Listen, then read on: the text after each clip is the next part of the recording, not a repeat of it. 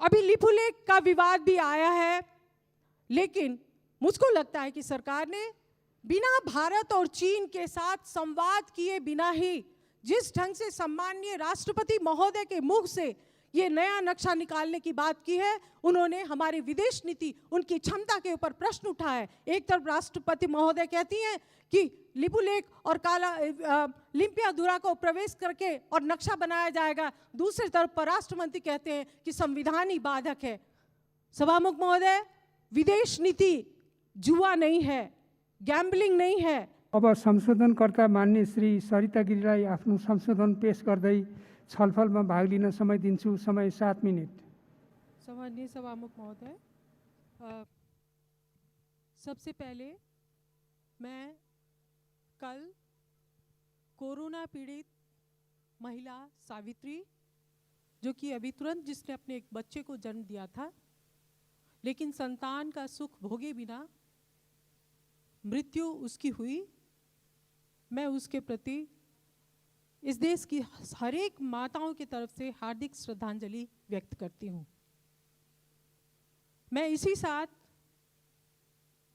लगभग 2 महीना पहले सरलाही में एक मुस्लिम महिला, जो कि लॉकडाउन के समय में पुलिस के आतताई व्यवहार से अपने बच्चे को, 18 साल के लड़के को बचाने के लिए जब उसने कवर किया तो 60 साल की महिला का वहीं पे देहांत हुआ। मैं उन मुस्लिम महिला के प्रति भी अपनी हार्दिक संवेदना व्यक्त करती हूँ। मैं सरकार का ध्यान आकर्षण कराती हूँ कि ऐसे समय में भी इस ढंग से बल का प्रयोग हो रहा है जिससे लोगों की जानें जा रही हैं। साथ ही सभामुख महोदय, मैं प्रत्येक देशवासी से कल की घटना के बाद अपने आप को, अपने स्वास्थ्य की सुरक्षा करें और एक दूसरे की सुरक्षा करें, मैं विनम्र आग्रह करती हूँ। अब मैं नीति कार्यक्रम में आ रही हूँ। सभामुख महोदय, यह नीति कार्यक्रम बिल्कुल बैंकरप्ट है, आइडिया के दृष्टिकोण से खोखला है। ये कोरोना के समय का, ये कोरोना संक्रमण के समय का नीति और कार्यक्रम है, ये कहीं से भी प्रमाणित नहीं होता है। बिल्कुल वही पुरानी बातें, स्वास्थ्य को प्राथमिकता दी गई है, 50 बेड का अस्पताल बनाया जाएगा, 100 बेड का अस्पताल बनाया जाएगा, 200 बेड का अस्पताल बनाया जाएगा। अभी लॉकडाउन की अवस्था में क्या किया जाएगा उसके बारे में यह नीति कार्यक्रम मौन है। लॉकडाउन के कारण चारों तरफ अभी पर्दा है, पर्दा तो अभी उठा ही नहीं है। बड़े परियोजना की बात क्या करेंगे, लेकिन जो सबसे महत्वपूर्ण बात आनी चाहिए थी वो है राहत कैसे प्रदान किया जाए, देश की संपूर्ण जनता को कैसे सुरक्षा के संजाल में आबद्ध किया जाए, और जो लोग देश से बाहर हैं उनको कैसे अपने घर लाया जाए, उसके बारे में यह नीति कार्यक्रम मौन है। सभामुख महोदय, किसी भी नागरिक का या व्यक्ति का जो उसका घर पे और उसके परिवार पे अधिकार होता है, वो राज्य का व्यक्ति के ऊपर जो अधिकार होता है उससे बहुत उच्च होता है।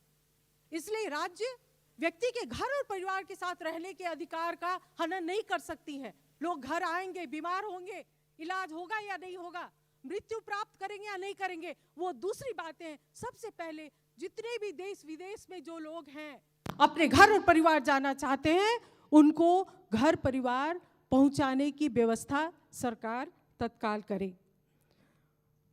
इस संकट के समय में एक बड़ा अजीब प्रस्ताव सरकार ने लाया है, परिपूर्ण लोकतंत्र, कॉम्प्रिहेंसिव डेमोक्रेसी। प्रतिस्पर्धात्मक डेमोक्रेसी के स्थान पे परिपूर्ण डेमोक्रेसी लाके क्या सरकार एक दलीय निरंकुशता जो स्थापित करने की उसकी जो चाहत है उसके तरफ इंगित कर रही है? क्योंकि इसमें जो एलिमेंट्स जिस नीति और कार्यक्रम में जो उल्लेख किया गया है, वहाँ पे ना तो कानून के शासन की बात की गई है, न संवैधानिक सर्वोच्चता की बात की गई है, और ना प्रेस स्वतंत्रता की बात की गई है। इसलिए सरकार अगर डेमोक्रेसी के प्रारूप को, लोकतंत्र के प्रारूप को बदलने की उसकी आंतरिक मंशा है तो मैं उसके बारे में सचेत कराती हूँ।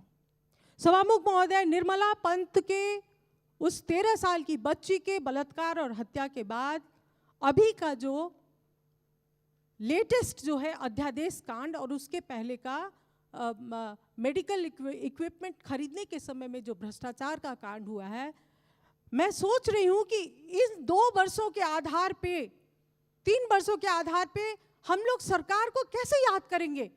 प्रधानमंत्री केपी ओली जी, निश्चित रूप से मैं उनसे आग्रह कर चुकी हूँ, सोचें कि उनके किस काम के लिए हम लोग या नेपाली जनता उनको याद करेगी। मुझको नहीं लगता है कि कहीं पे भी संतोष करने की जगह है। मेडिकल इक्विपमेंट के बारे में जो भ्रष्टाचार हुआ सभामुख महोदय, मैं उसको सुनियोजित मानती हूँ। 2 महीना पहले इसलिए सामग्री नहीं खरीदी गई सामान्य नागरिक प्रक्रिया के तहत, क्योंकि जब अकस्मात, जब इमरजेंसी होगा तब भ्रष्टाचार किया जा सकता है। और एक नई दुखद बात क्या है कि अब सरकार भ्रष्टाचार के काम में सेना को संलग्न करा रही है। सरकार सेना को भी भ्रष्ट कर रही है, सरकार सेना को व्यापार देके भ्रष्ट कर रही है। जब मंत्रिपरिषद के द्वारा सार्वजनिक खरीद आइन के अंतर्गत जब व्यापार, जो भ्रष्टाचार का मामला जब लोगों के सिर से ऊपर चला गया है, नाक के ऊपर चला गया है, तो अब सरकार ने सेना के मार्फत भ्रष्टाचार करने का एक युग आरंभ किया है, क्योंकि सेना नागरिक के सरकार से ऊपर है, कानून से ऊपर है। लेकिन इसका मतलब ये नहीं है कि जनता ये नहीं जानती है। हर एक बात में इस सेना को ठेका, हर एक बात में नहीं, ये सरकार की विफलता है। स्वास्थ्य सामग्री कोरोना शुरू होने के बाद अगर सरकार यहाँ पे नहीं ला सकी है, ये सरकार की पूर्ण विफलता है। और प्रधानमंत्री केपी ओली जी, इसके बारे में सारी जनता के सामने में उनको माफी मांगनी होगी। अब मैं सुनकोशी परियोजना के बारे में बात करना चाहती हूँ।